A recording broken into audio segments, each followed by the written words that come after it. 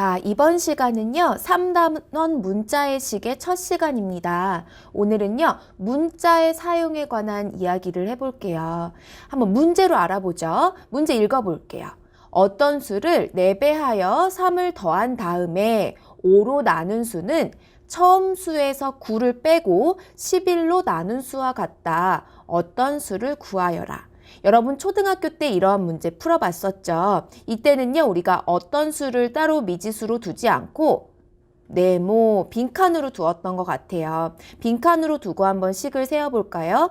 어떤 수를 4배하여 3을 더한 다음에 5로 나눈 수는 무엇과 같다? 처음 수, 즉 어떤 수죠? 어떤 수에서 9를 빼고 그 다음에 11로 나눈 수와 같다라고 했습니다.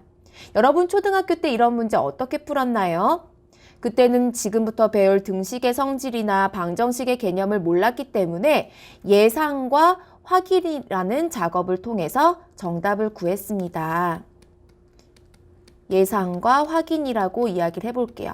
무슨 말이냐면 답을 예상하고 그 답이 맞는지 확인해 보는 거죠. 선생님도 같은 방법으로 풀이해봤거든요. 한번 따라와 보세요. 만약에 어떤 수가 1이라면 하고 어떤 수 빈칸에다가 1을 대입해 보는 거예요. 그래서 1 곱하기 4 더하기 3 나누기 5가 1 빼기 9 나누기 11과 같은지 보는 거죠. 근데 선생님이 계산해 보니까 같지 않더라고요. 아, 그럼 우리는 여기서 무엇을 알 수 있나요? 아, 우리가 알고 싶은 빈칸의 값, 어떤 수는 1이 아니구나 라는 것을 알 수 있습니다.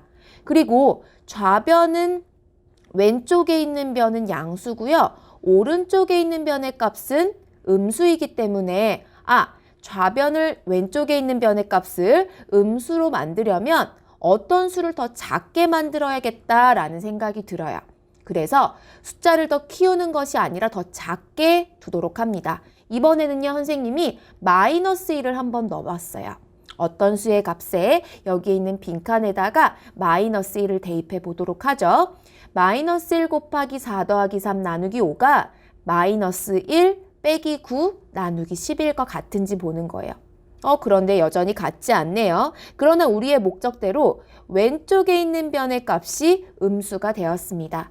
조금만 더 작게 넣어볼까요? 이번엔 어떤 수를 마이너스 2라고 생각을 해볼게요. 그리고 나서 대입을 해보니까 마이너스 2 곱하기 4 더하기 3 나누기 5의 값도 마이너스 1이고 마이너스 2 마이너스 9 나누기 11의 값도 마이너스 1이 되네요. 드디어 찾았습니다. 우리가 구하고 싶었던 빈칸의 값은 다름 아닌 마이너스 2였네요. 여러분 이렇게 대입하여 어떤 수를 구하려면 우연히 마이너스 2를 대입해서 한 번에 구할 수도 있겠지만 실제로 그런 경우는 드물고요. 여러 번의 시행착오를 거쳐서 답을 구하기 마련입니다. 이러한 과정을 우리가 추론이라고 하거든요. 여러분 생각하는 힘을 기르기 위해서는 이러한 과정을 배우는 것도 굉장히 중요해요. 이렇게는 초등학교 때 풀어봤고요. 중학교 때는 어떻게 푸냐면요. 우리가 문자를 사용하기 시작해요. 빈칸으로 두지 않고 이 빈칸을 문자를 사용해서 보통 x라고 둡니다. 이 수를 우리가 미지수라고 해볼게요. 미지의 세계라는 말 들어봤죠? 미지수라는 것은 아직 밝혀지지 않은 수라는 뜻입니다. 따라서 이 네모 빈칸을요 x로 바꾸기만 하면 되거든요. 그래서 이렇게 식으로 나타낼 수 있습니다. 이러한 식은요 방정식의 풀이 방법만 배우면 쉽게 x의 값을 구할 수 있거든요. 여러분 아직 모르겠다 해도 조바심 내지 말고 앞으로 이어질 강의를 잘 들으면 여러분 이 정도의 식은 충분히 풀 수 있을 것입니다.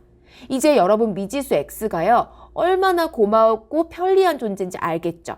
이제부터 필요한데 안 나왔으면 미지수 x를 두어야겠다라는 생각을 하는 게 좋을 것 같아요. 여러분 만약에 이런 문자가 없었다면요. 추상적인 개념들을 이렇게 구체적인 식으로 나타낼 수가 없었을 거예요. 여러분 앞에서 배웠던 곱셈의 교환 법칙 같은 경우도요. 이렇게 문자를 사용해서 식으로 나타냈었잖아요. 그래서 우리가 앞으로는요. 문자를 자꾸자꾸 사용하고 익숙해지는 연습을 하도록 하겠습니다. 자, 정리해 볼까요?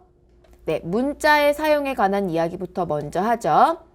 문자를 사용하면 수량 사이의 관계를 간단한 무엇으로 식으로 나타낼 수 있습니다. 오늘 수업의 포인트는요. 문자와 식이에요.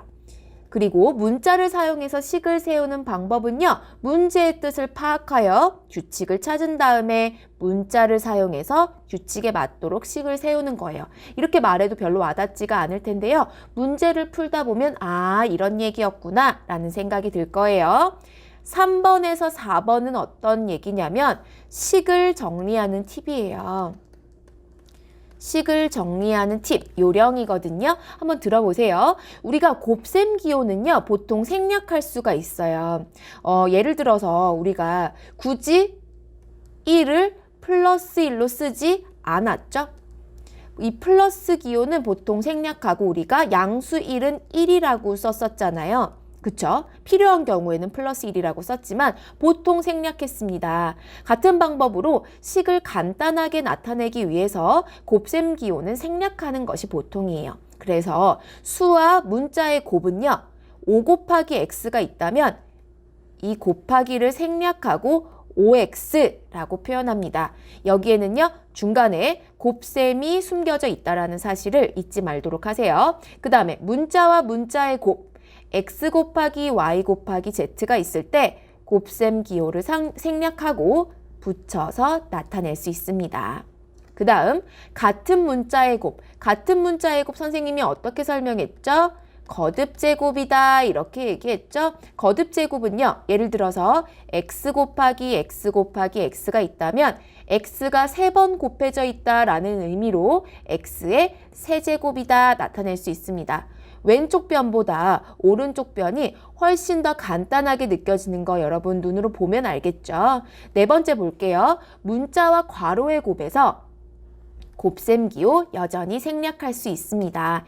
이렇게 주어져 있으면 이 안에 곱셈 기호가 생략되어 있다는 사실을 잊지 말도록 하세요. 괄호와 괄호의 사이에도 곱셈 기호가 있다면 여러분 생략해서 나타낼 수 있습니다. 마찬가지로 나눗셈 기호도 생략할 수 있어요. 나눗셈은요. 어떻게 선생님 설명했었죠? 곱셈이고 이렇게 써볼게요. A 나누기 B가 있다면 이것은 A 곱하기 나눗셈이 곱셈으로 바뀌면서 뒷수가 역수가 된다라고 얘기했었죠. 그래서 B분의 A로 나타낼 수 있었습니다. 이러한 방법으로 나눗셈 기호를 생략할 수 있어요. 이때 여러분이 잊지 말아야 될 거 분모는 뭐가 될 수 없다? 0이 될 수 없다. 이런 부분이죠. 이렇게 해서 우리가 문자를 어떻게 사용하는지에 관해서 얘기를 해봤고요. 그리고 다음 부분에서는요. 자주 나오는 내용에 대해서 한번 얘기를 해볼게요. 네, 한번 볼게요. 시계값 구하기라는 문제는 굉장히 흔한 문제거든요. 근데 이 문제가 어떤 문제인지 알지 못하면 풀 수가 없어요. 그래서 설명을 해보려고 합니다. 시계값을 구하라는 문제는요. 문자가 포함된 식에서 그 문자에 어떤 수를 대입해서 계산하라는 얘기입니다. 아직 와닿지 않으면 예제를 통해서 알아볼게요. 예제 읽어보죠. 오른쪽 표는 체질량 지수에 대한 비만 정도를 나타낸 것이다. 여러분 체력 검사하면은 비만 정도 나타내는 그런 계산을 여러분 한 적이 있을 텐데요. 같은 식입니다. 몸무게가 Xkg, 키가 Ym일 때 체질량 지수는요. X 나누기 Y 제곱입니다. 그랬을 때 몸무게가 72.25kg, 키가 170cm, 1.7m인 학생이 있다면 이 학생의 체질량 지수 그리고 비만 정도를 구하여라 라고 했습니다. 우리가 비만 정도, BMI에 따른 비만 정도는요. 여기 표로 선생님이 친절하게 미리 나타내 놨습니다. 그럼 우리가 계산만 해보면 되겠네요. 우리가 체질량 지수를요, 나오지 않았으니까 문자 Z로 일단 두도록 할게요. Z는 그렇다면 Y제곱분의 X가 되겠죠? 그런데 이 학생 같은 경우에는요, 몸무게가 72.25kg이었다고 해요. 그러면 Xkg, X 대신에 72.25를 대입하면 될 것 같고요. 키가 1.7m라고 했으니까 Y 대신에 1.7을 대입하면 되겠습니다. 그렇게 하면 우리가 알고 싶은 체질량 지수를 계산할 수 있겠네요. 대입을 해보면 1.7의 제곱분의 72.25가 될 거예요. 자, 이해되시나요? 1.7의 제곱은 뭐죠? 2.89죠? 2.89분의 72.25를 선생님이 계산기를 사용해서 미리 계산을 해보니까 정확히 25가 나오더라고요. 아, 그래서 이 학생의 체질량 지수는 25구나 라는 것을 알 수 있었습니다. 그런 다음에 비만 정도는요, 위에 있는 표를 활용해서 구하면 되겠죠?